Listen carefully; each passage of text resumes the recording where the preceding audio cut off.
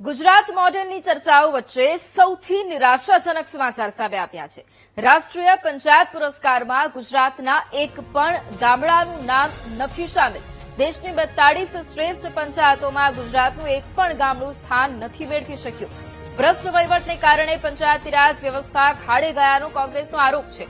પ્રદેશ કોંગ્રેસના મુખ્ય પ્રવક્તા ડોક્ટર મનીષ દોશીએ ભાજપ સરકાર પર આકરા પ્રહારો કર્યા। ગામડાઓમાં રસ્તા, પાણી અને આરોગ્ય જેવી સુવિધાઓનો પણ અભાવ છે। ભાજપના શાસનમાં પંચાયતી માળખું તદ્દન નિષ્ફળ ગયું છે તેમ જણાવ્યું। પંચાયતી રાજના નામે આવતા કરોડો રૂપિયા આખરે કોના ખિસ્સામાં જાય છે તે સવાલ ઉઠાવ્યો। ભારતીય જનતા પાર્ટીની ભ્રષ્ટ સરકાર એનો દિશાહીન વહીવટના કારણે ગામડાઓ તૂટી ગયા છે। ગુજરાતના ગામડાઓમાં સુવિધાનો અભાવ, ગુજરાતના ગામડાઓની અંદર લોકોને ન મળવા પાત્ર સુવિધાઓ, પાયાની વ્યવસ્થા, એમાં નિષ્ફળતાના કારણે આવી પરિસ્થિતિ નિર્માણ થયું। ત્યારે હું આપના માધ્યમથી સરકારને પૂછવા માંગુ છું કે પંચાયતી રાજના નામે કરોડો રૂપિયા તો આવે છે, પણ આ કરોડો રૂપિયા જાય છે ક્યાં? આંતરિક સ્પર્ધા થાય, તંદુરસ્ત સ્પર્ધા થાય તે માટે પણ અનેક પંચાયતી રાજના એવોર્ડ ગુજરાતની સરકાર તરફથી પણ આપવામાં આવે છે। આપણે સમરસ ગ્રામ પંચાયતો હોય કે કોઈ પણ પ્રકારના ગુનાના નોંધાયો હોય એવી ગ્રામ પંચાયતોને પણ ગુજરાતની સરકાર એવોર્ડ આપતી હોય છે।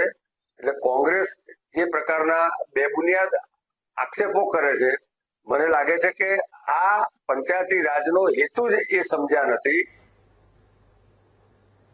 કેન્દ્ર સરકારના પંચાયતી રાજ મંત્રાલયે વર્ષ 2025 માટે રાષ્ટ્રીય પંચાયત પુરસ્કારો જાહેર કર્યા છે, જે અંતર્ગત દેશભરની 42 ગ્રામ પંચાયતને વિવિધ કેટેગરીમાં સન્માનિત કરવા માટે પસંદ કરવામાં આવી છે।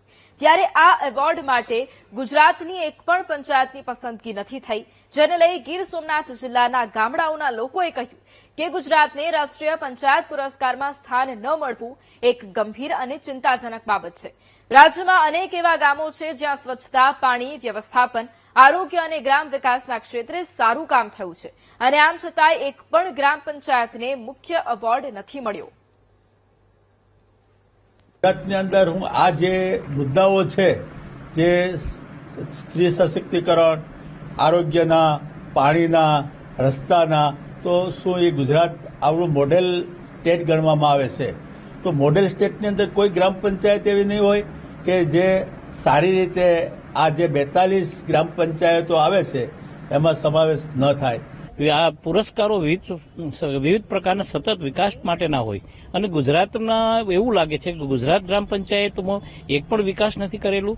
અને શા માટે વિકાસ થયો ને, અથવા કોઈ સર્વે કરવામાં આવેલો છે કે કઈ રીતનું કરવામાં આવેલું છે, તો મને સમજાતું નથી કે આપણું ગુજરાતના એક પણ ગ્રામ પંચાયતમાં 18,000 ગ્રામ પંચાયતો છે, તો એમાં આપણે શા માટે આપણે ગ્રામ પંચાયતોને ન લેવામાં આવી, એનો પણ એક સતત વિષય અને વિશ્લેષણની વાત આવે છે। પછી વિકાસના કામો મેં હાથમાં લીધા તો જે અનેક યોજનાઓ છે સરકાર દ્વારા છે, એ અનેક યોજનાઓ છે એ વ્યાપ વધારવામાં આવે છે, પણ તેની ગુણવત્તા જળવામાં આવતી નથી। એનું કારણ છે એ સતત પ્રયત્ન કરે છે, પણ જે સ્થાનિક લેવલે અમુક કારણોસર અને અમુક રાજકીય મતભેદને લીધે અમુક ગ્રામ્ય લેવલના કામો છે અટકી પડ્યા છે। ગામડાઓના વિકાસ માટે હું કહેવા માંગુ છું કે ગામડાના વિકાસ તો થયો છે, પણ એવો થયો છે કે લાભાલાભ ઘણા ગામ વિકાસ વિનાના છે, વિકાસ રૂંધે છેવાડાના ગામડાઓ છે, અને ઘણા ગામમાં વિકાસ થયો છે, પણ વિકાસ થયો પણ એ લોલી